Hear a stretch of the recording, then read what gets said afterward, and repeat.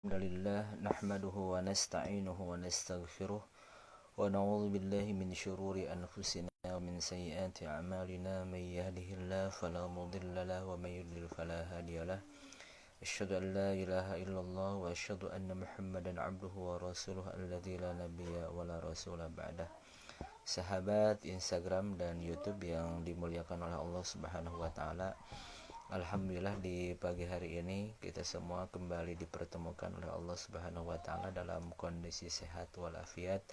Mudah-mudahan aktivitas kita juga diridhoi oleh Allah Subhanahu wa taala dan senantiasa berada dalam lindungan Allah Subhanahu wa taala, diberikan juga rezeki yang melimpah. Insyaallah di pagi hari yang berbahagia ini saya akan menyampaikan hadis tentang niat ya. Kenapa menyampaikan hadis tentang niat? Karena hadis ini sangat penting sekali ketika dimiliki oleh seorang muslim dalam melakukan ibadahnya. Ya, kita mau sholat juga kalau memang lurus hati kita karena Allah Subhanahu wa taala, ya, maka itu dinilai sebagai ibadah oleh Allah Subhanahu wa taala. Seseorang yang juga membersihkan rumah, katakanlah, ketika dia ikhlas karena Allah Subhanahu wa taala, maka itu pun menjadi ibadah di sisi Allah Subhanahu wa taala. Baiklah, hadis ini sangat penting sekali ya untuk dimiliki oleh kita ya, untuk difahami, karena Imam Abu Dawud mengatakan bahwa hadis ini merupakan setengah dari ajaran Islam ya, karena agama Islam tertumpu pada dua hal. Yang pertama adalah ajaran yang jasadiyah, jasmaniyah, aktivitas amal biasa. Kemudian yang kedua adalah aktivitas batiniyah, yaitu sisi spiritual, sisi dalam jiwanya.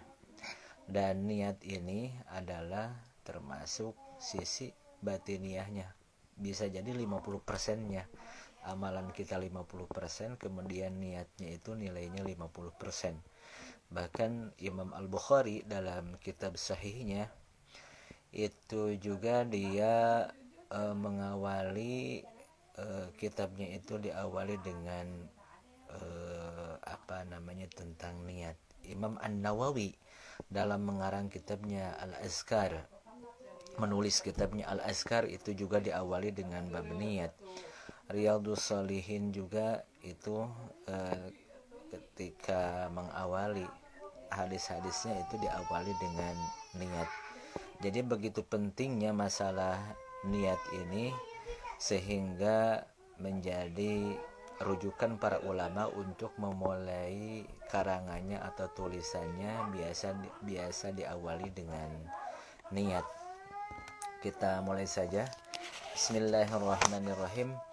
An Amiril Mu'minin Abi Hafsin Umar bin Al-Khattab radhiyallahu anhu qala sami'tu Rasulullah sallallahu alaihi wasallam yaqul innamal a'malu binniyat wa innama likulli imri'in ma nawa faman kanat hijratuhu ila Allah wa rasulih fa hijratuhu ila Allah wa rasulih wa man kanat hijratuhu lidunya yusibuha aw imra'atin yankihuha fa hijratuhu ila ma hajara ilaih. Rawahu Al-Bukhari wa Muslim.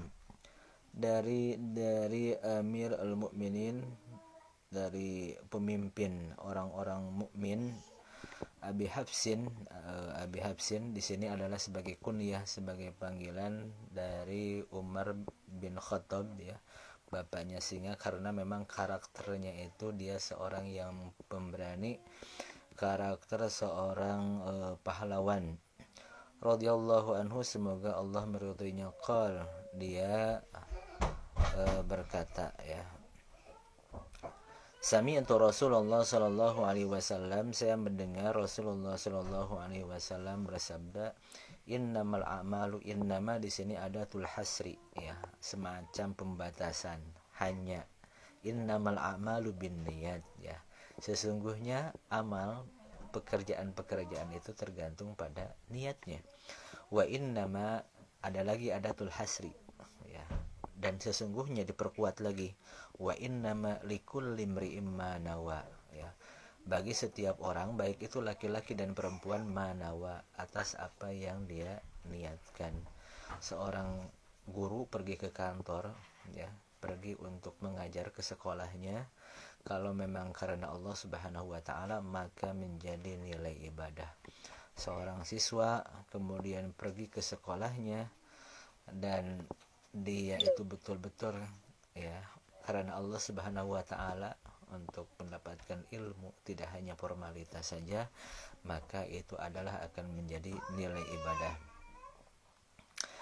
Faman kanat hijratuhu ilallahi wa rasulihi, ya, maka barang siapa yang hijrahnya ilallahi, kepada Allah, wa rasulihi, ya, fa hijratuhu, maka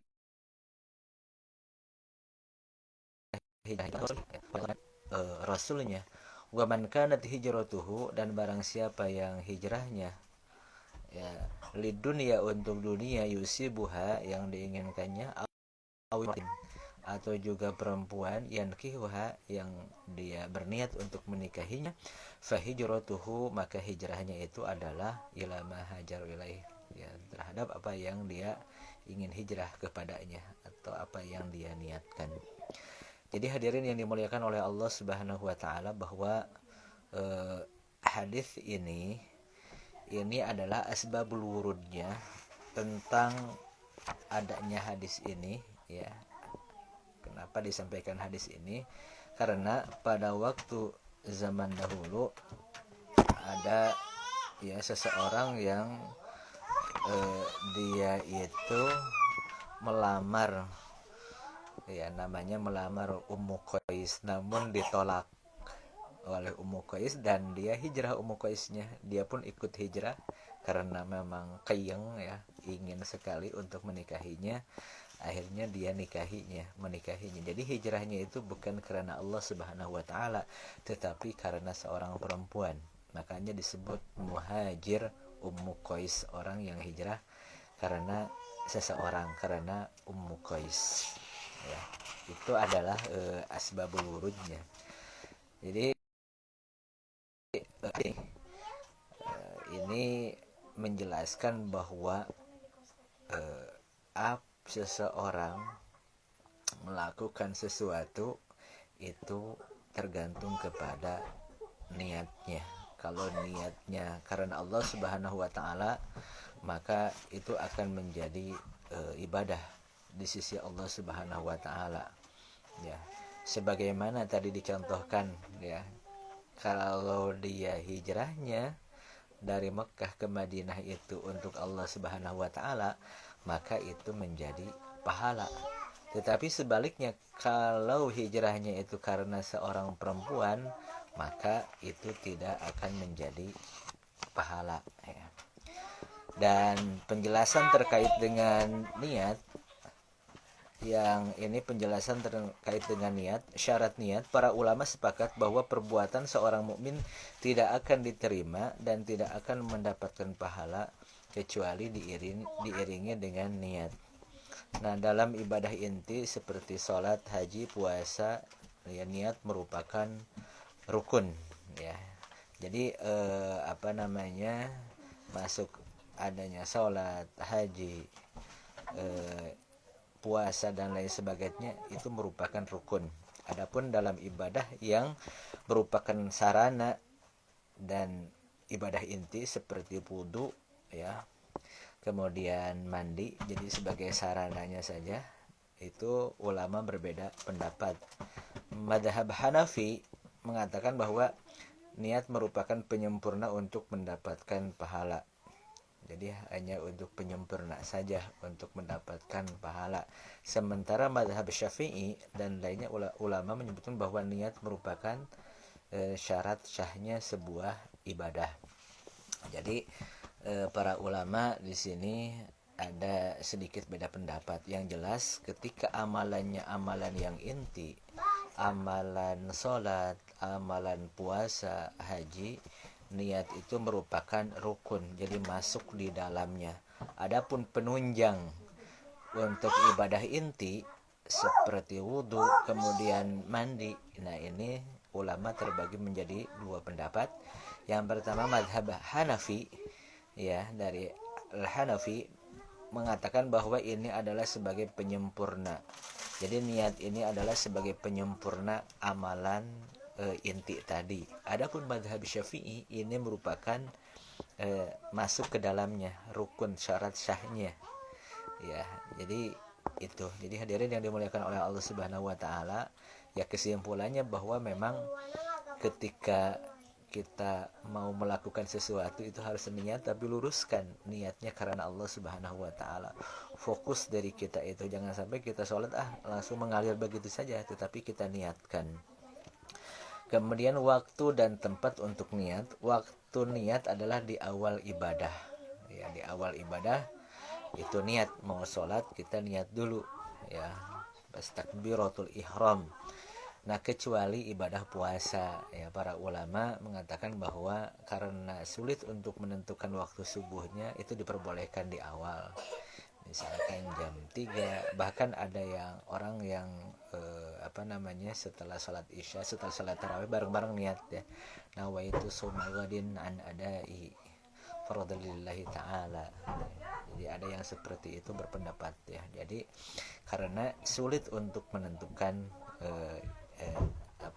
awal di bulan puasa itu. Niat bertempat di hati, jadi tidak disyaratkan untuk diucapkan, jadi tetap tempatnya itu di hati. Nah, kalaupun ada yang mengucapkan, itu untuk menguatkan apa yang ada dalam hati, ya. Memang ada yang langsung di hati tanpa diucapkan, ada yang diucapkan tetapi untuk menguatkan. Jadi intinya, kesimpulannya bahwa niat itu adalah tempatnya di hati.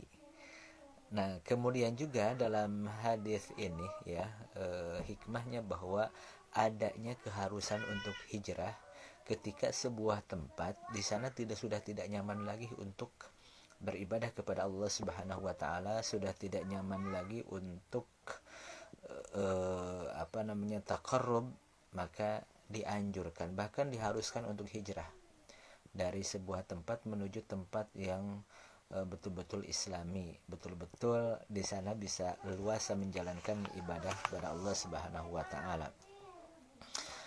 Nah, kemudian sedangkan ada hadis yang mengatakan la hijrata ba'dal fathi, tidak ada hijrah setelah Fatu Mekah. Nah, ini juga merupakan, ya, luar biasa informasi bahwa bisa jadi mukjizat tidak ada hijrah setelah Fathu Mekah. Maksudnya di sini Mekah itu sudah menjadi tempat negara Islam, dan tidak ada hijrah bukan berarti tidak ada hijrah dari tempat yang lain ke tempat yang lainnya. Itu kan dari sebuah tempat yang tidak nyaman ke tempat yang lebih nyaman. Maksudnya di sini adalah terkait dengan setelah Fatu Mekah dan kota Mekah, bahwa Mekah itu sudah menjadi negeri Islam, jadi tidak ada hijrah lagi. Dan ini adalah bukti bahwa hadis ini menguatkan Mekah ini adalah merupakan negara Islam yang terus akan bertahan. Jadi hadirin yang dimuliakan oleh Allah Subhanahu wa taala, bahwa hikmah dari hadis ini adalah perbuatan baik, ya, ketika diniatkan karena Allah Subhanahu wa taala akan menjadi ibadah. Tetapi sebaliknya, perbuatan baik apapun itu, ya, apakah itu menolong sesama ataupun juga melakukan aktivitas-aktivitas yang bermanfaat, kemudian tidak diniatkan karena Allah Subhanahu wa taala, akan mengalir begitu saja dan tidak ada nilai pahalanya di sisi Allah Subhanahu wa taala. Jadi mari berusaha kita untuk mencoba meluruskan pikiran kita. Ketika melakukan sesuatu itu kita niat dulu karena Allah Subhanahu wa taala. Kita mengajar juga niatkan ini karena Allah Subhanahu wa taala.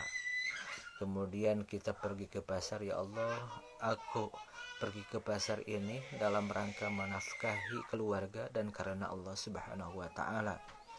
Ya, kita pergi misalkan ke sawah juga, ya Allah, aku mencangkul ini karena Allah Subhanahu wa taala.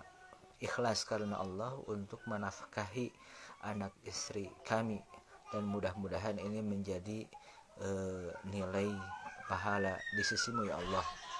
Nah, kemudian juga ya, seseorang yang dia itu pergi ke kantor, misalkan dia berusaha untuk melakukan manajemen sebuah perusahaannya, ya Allah, aku ini semua diniatkan karenamu, gitu kan, untuk menjadi sebuah perusahaan yang maju dan lain sebagainya. Jadi hadirin yang dimuliakan oleh Allah Subhanahu wa taala, hadis ini sangat penting. Kenapa? Karena hadis ini tadi disampaikan menurut Abu Daud merupakan setengah dari ajaran Islam. Ya, setengahnya itu adalah amalan yang sifatnya itu pekerjaan, dan setengah lagi adalah amalan yang sifatnya adalah adanya di hati, ya, adanya di batiniah, yaitu niat. Kemudian Imam An-Nawawi bahwa hadis ini biasa dalam tulisan-tulisannya dalam buku Al-Azkar itu diawali dengan niat. Dalam hadis Riyadhus Shalihin juga diawali dengan niat. Imam Al-Bukhari dalam Sahih Al-Bukhari-nya juga diawali dengan hadis ini. Kenapa? Karena ingin betul-betul ketika mereka menulis sesuatu itu lurus karena Allah Subhanahu wa taala, dan ketika banyak orang yang membacanya betul-betul berkah. Jadi hadis ini sangat luar biasa, ya, untuk kita kaji, untuk kita fahami, dan terlebih untuk kita jalani. Demikian yang bisa disampaikan sahabat YouTube dan sahabat Instagram. Jangan lupa ya untuk terus di subscribe, kemudian juga di share. Mudah-mudahan kebaikan ini bisa nyampe untuk kita semua. Wassalamualaikum warahmatullahi wabarakatuh.